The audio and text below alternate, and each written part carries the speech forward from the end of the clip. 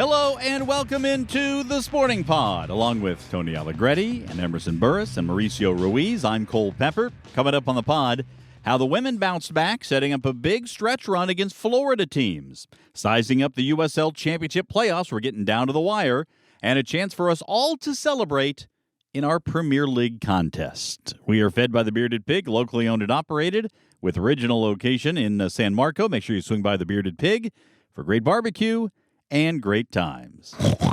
There it is, live and in person. It's back. Yeah, you did Emerson. great, by the way. I Thank listened you. to it. I Yes, do you know appreciate if you say, Alexa, play the Sporting Pod, it'll play the Sporting Pod, so that's how I catch up with and when you I'm heard done. my Yeah, and I snorting. heard your snort. There it you. is. That's great. All right, let's talk a little bit about the women's team in the Gainbridge Super League, coming off a 2-0 victory in Dallas. Paige Kenton with a 6th-minute goal where she charged the keeper, flustered the keeper, and scored.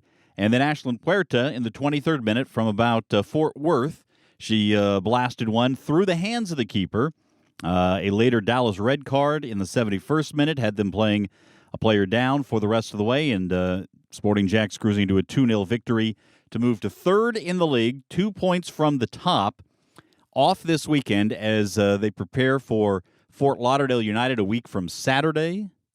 That'll be a 2 versus 3 matchup in the table, at least as of right now. Fort Lauderdale has a game against Tampa Bay this weekend, so they could maybe move Everybody up. has a game but us. Yep, that's right. Yeah, when you have 9 teams, Right. somebody's got to be That off. means, Yep. Fort Lauderdale lost to DC Power on Wednesday, by the way, 3-1. So we'll see how it all plays out. But I want to get from everybody thoughts on not only the game, but from Tony in particular, the game day experience, because I watched that game from historic Allegretti Manor. Oh, yeah. We were at Porch Fest, one of my favorite events every year in Springfield. And after watching our friend Jeremy Baker from Inspection 12 and Grace Note Brewing, went around the corner and went to Tony's house and watched the game with an ebbing and flowing crowd. Gaggle Yeah. of seemed like a lot of Gen Zers and whatever's after Gen Z, they're really Gen young kids. Alpha. Yeah. Oh, really? Yeah. Okay. Mm. Yeah, we wrapped around from. Okay. Yeah. Yeah. Lots of people, lots of fun. I loved hosting it. Like Porch Fest again, best thing Great. going. Yeah. So, it was a lot of fun. And I don't watch TV at all really much. And so, except for footy. And so I bought the second TV that was in the south room so that we had enough room. And I'm kind of glad I did because it was a nice little in and out crowd. Very packed. Yeah. So what I found interesting, just for everybody here, is the varying number and type of questions that were being asked about the team from different people. Right. Some were very aware of and educated about the team. Your mom, for instance, was there for the first half. Great to watch with her.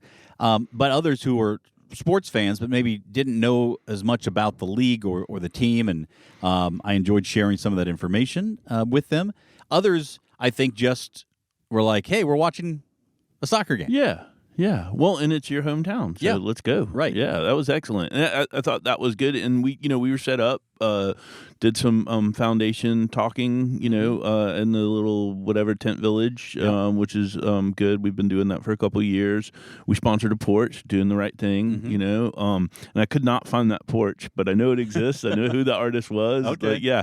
That's the other thing about Porch Fest. I mean, is we really got to consider maybe doing it on Saturday and Sunday because it's too condensed, and like I see all these people on their Instagram, and because you're trying not to look at your phone, right? You're walking around, and there's like everybody that I follow was there, and I did not see them. Yeah, I ran into quite a few people I knew walking around, and then also I didn't get a chance to see all the performers that I wanted to, but I know all the guys in Inspection 12, and so that was it's good to see over there. What was amazing, and I showed Emerson some of the video, just like the whole street was packed out for that one, and it was just. Well, they're I-12's got a little. They got a little cachet. They're pretty legendary. Yeah, which is cool to see. That's good. And- Yellow card next year. Oh, yeah? No. Oh, okay. But I'm just saying. All right. You got to manifest. All right. Yeah. Well, we can probably get to Ryan Key and see if we can make it happen. So, yeah. All right. Anyway, Emerson, you had a different experience. I did. I was not at Porch Fest. I was at Disney World with my little sister, but we did get to watch the game, and it was exciting to show my little sister who was on the team and talk to her about Ashlyn Puerta, and she was like, wow, I can't believe she has all these accolades so far, and she's only 18, so that was really fun. But I have to give a shout out to Jake, who works at the Tron Light Cycle Run, who is a sports management major at UNF. And we got to talking, and we had some issues with the lockers where we put our bags before we get on the ride. And so he let us go through a second time, and I read his name tag. He said he was from Jacksonville. And a lot of the times when I tell people about the team, they're not fully aware. And he was like, oh, yeah, it's the women's team. It's super exciting. Anyways, so we got in contact, and he's going to reach out after he's done with the Disney College program. But it was super nice to have that connection. Shout out, Jake. Yeah, Shout what's out, up, Jake. Tron Jake? Yeah, seriously. Mal, this was a great bounce back win. One of the things I thought was so impressive about it was that after surrendering 4 goals in short succession in Lexington, to come back and have a clean sheet the next game out really shows how the team is responding to these challenges. Well, I'm glad we're probably starting to talk some soccer on a soccer podcast, so that's kind of cool. Look, Mao.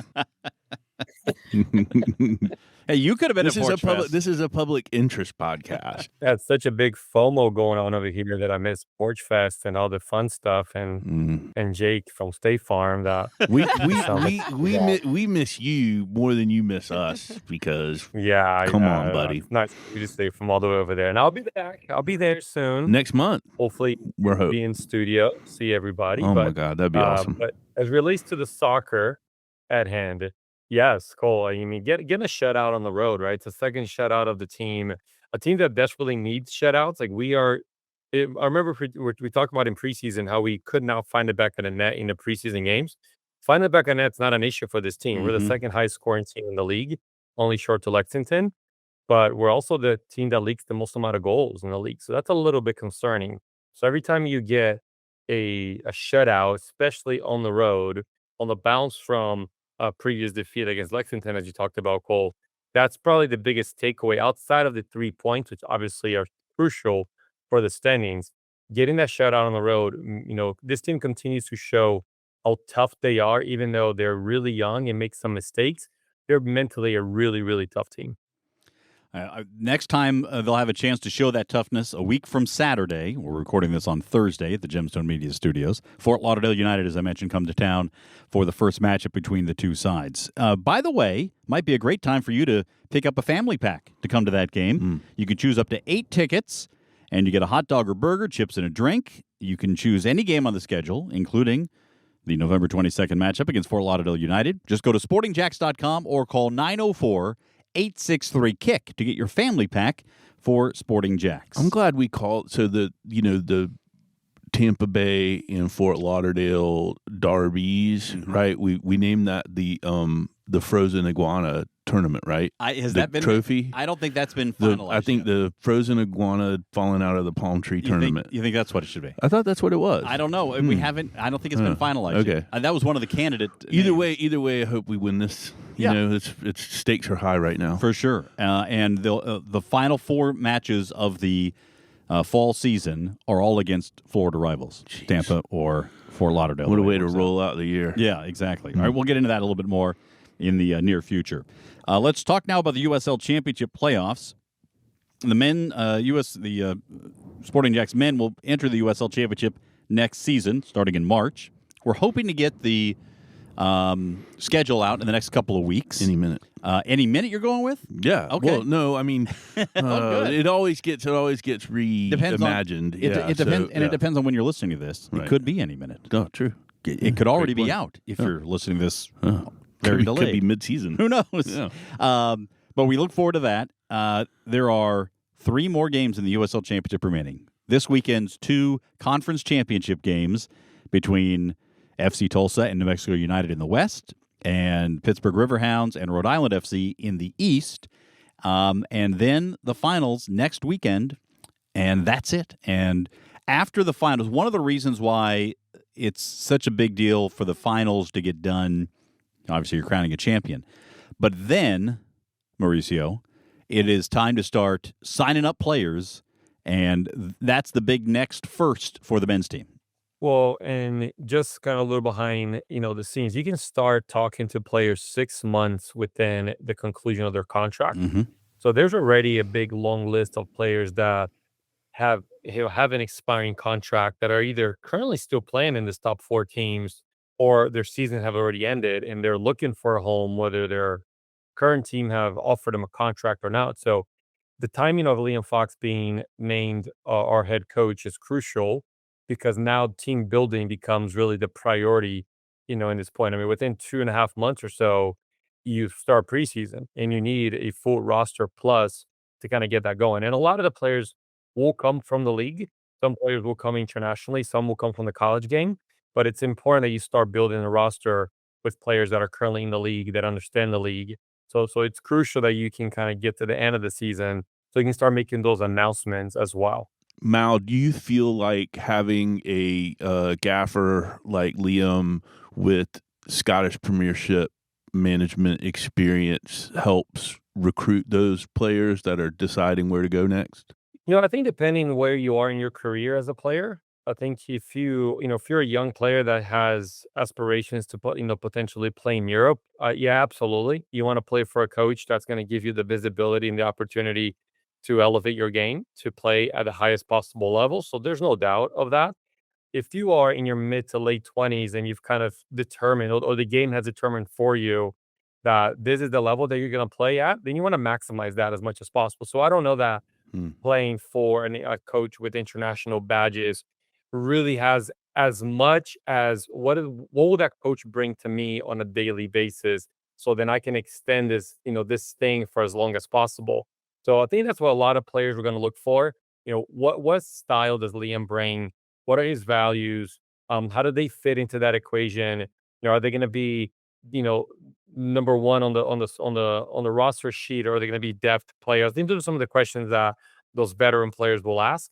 But young players, for sure, they want that bridge to Europe that's so hard to find. I would also ask this question because I know this was the case in the women's teams. I've talked to most of the players about this, but one of the reasons why they had this opportunity and why they embraced it was coming in as the first players in the club to set the club culture. For so many of them, that mattered quite a bit. Mal, I wonder if that's different for the men. It's not, and I think you're going to have quite a bit of players that have been on franchise starters. If you look at the last 5-6 years, there have been a lot of new franchises coming on board with the USL Championship. So different from the women, you actually have experienced players doing this before. So I think it's mindful that players have started franchises to many different levels, from El Paso to New Mexico to the rebirth of North Carolina, Rhode Island. You have a lot of teams that have had either a rebirth or are brand new like we are. So finding, 3 to 5 of those players too is important because they've been there. They've gone through some of those struggles of building a roster, a brand new roster. It's not like you're adding pieces to a rebuilding roster, which has its difficulties. I mean, you're literally building a brand new roster. So having players that have had that experience before, I think it's crucial. And some players love that. So having players that will understand that they're going to be first in the locker room, setting that team culture is important to some of them. And I think some of them will relish that opportunity. That's a great point about some players who have done this before and who have enjoyed that possibility. Emerson, with some of the other firsts still to come, we start thinking about, all right, the first schedule will be out, the first players will be signed, first training camp, all of those things. It feels a little familiar that we're looking forward to firsts. I know. I'm so excited. I've been saying this again. When I came in May, I didn't really know what to expect. And now seeing everything from the women's side really take off and get going, and now we're almost halfway through the season, I just can't wait to continue to see all these firsts on the men's side. And I'm looking at the website right now of all of the clubs on the championship side, and it's just so exciting. And there's so many cities I haven't been to, and I'm sure there's going to be more opportunities to travel and cover our team on the road. field. So I can't wait. It'll be That's lovely. It'll be big. I want to say too that these are exciting matchups in exciting stadiums that are all going to be packed. Like this is really strong. I went to the semifinal last year with Rhode Island, and they whooped Charleston, and it was really unlikely, and now they're here they are again, and I think they're gonna have a dogfight with Pittsburgh. I know a lot more about the East teams, just I guess maybe timing and proximity, but I think it's gonna be a really strong little run here. Well, let's get Mao's picks on these. Mao, what are you expecting here? Who's going to meet in the finals? Well, we talked about in the sporting report called the East is a bit of a toss-up. I mean, it's such a 50-50 because you never had Rhode Island and Pittsburgh really meeting in the final. I would like to say that Rhode Island, has enough experience now being in this place where they're going to get to the final. But playing at Pittsburgh at Mark Stadium, such a difficult place to play. The way they're pragmatic, by the way, they go about it. I see Pittsburgh coming out of the East, even though Rhode Island would be a really cool story to tell. And then out in the West, even though Tulsa has been the best team out in the West, I see New Mexico in a one-off as their best team out of those two. And even though the game is at Tulsa, I want to see New Mexico versus Pittsburgh, two different clashes of style. But I want to see New Mexico and Pittsburgh here. By the way, this is sort of a clash of styles out west. New Mexico, a real build from the back kind of team, a lot of passes, short passes, move the ball. Tulsa, one of the more direct teams in the league. Pittsburgh, very defensive-minded. And you've got Rhode Island, who certainly can get up and down with players like Albert Dequa, the former Pittsburgh Riverhound. So should be a good matchup however we get to it. But those two matches are Saturday, 6:30 for the East and 8:30 for the West, if you want to watch those on ESPN+. Also want to point out that the League One final is set. One Knox, who had the best record throughout the course of the year, won the Players' Shield, will take on Spokane Velocity, which is the brother club to the Spokane Zephyr. So that'll be a 1-3. Velocity lost in the finals last year, so we'll keep an eye on that one on the USL League One side. The Sporting Jacks Report comes to you every weekend. Coming up this weekend, we will be on at 12:30 on NBC 12 because of the international break. No Premier League coverage, so 12:30 there. And you can join us every Tuesday at 6 for the Coaches Show on 1010XL. Stacey Balaam joins me, a player as well. We'll jump in. We had Zara Siassi here this last week. Great to have her in studio. Club legend. And you can get the Sporting Jacks Soccer Hour every Thursday night at 6 on AM 930 Fox Sports Radio Jacksonville. Mauricio, Becky Burley, Emerson join me every week. And a encore presentation this week on Friday at 7 o'clock if you miss it the first time through. So let's get to our Premier League contest. And everybody on this podcast, take a bow. Confetti. Confetti flies. Winner. Yeah. That's the first time, right? It is the first time. Nice. In fact, so on the opening, we've had several. Actually, it's the second time. Oh, okay. It happened back on October the 4th when we all picked our team. I'm noticing here, by the way, that as a result of that one back on the 4th, I misspelled Spurs and I put Sputs. So Mauricio apparently can pick Spurs again. Mauricio, no one's taking the Sputs. No, nobody's going for the Sputs. Mauricio and I both took Chelsea over Wolves. Both had wins. Emerson took Everton over Fulham.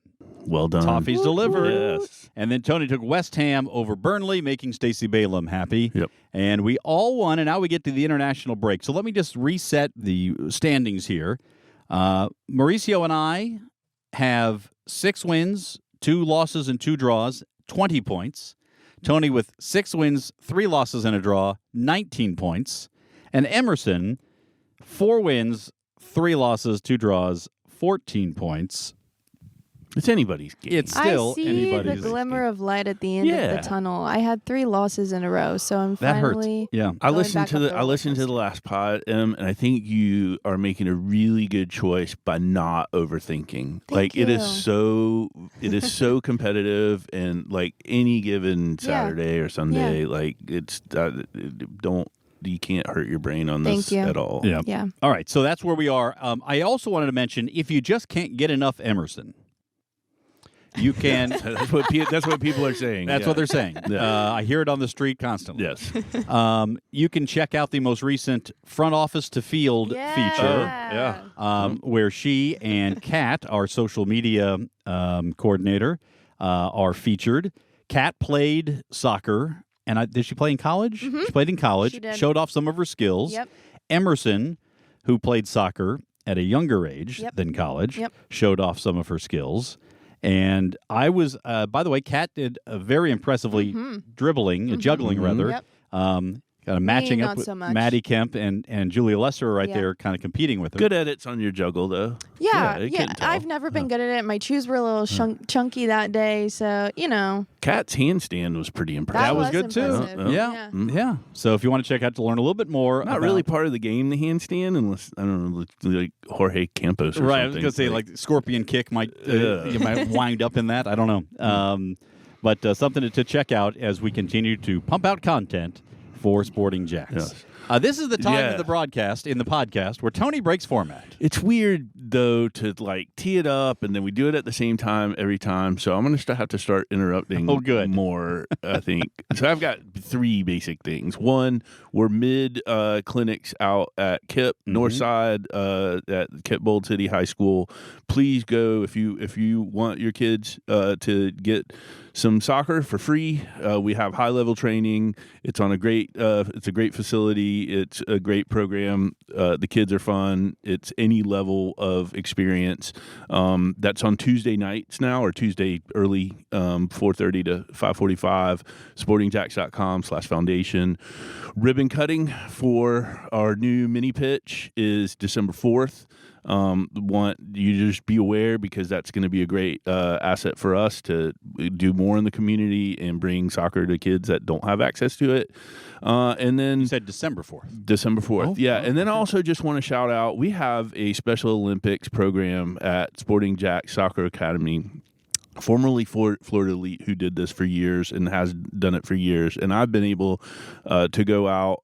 Their last match is Sunday at Veterans, and we'll have some folks out there. But I just want to talk about how amazing those athletes are. There's some really good ball happening. The parents are out there. It's a really fun time. So if there's anybody out here listening to the Sporting Pod who has a Special Olympics athlete in any sport, please don't hesitate to reach out because we've got a stronger and deeper connection with those folks, and I'm happy to lead you to them. Excellent. Good stuff from Tony. All right. Anybody else want to break format here at the end?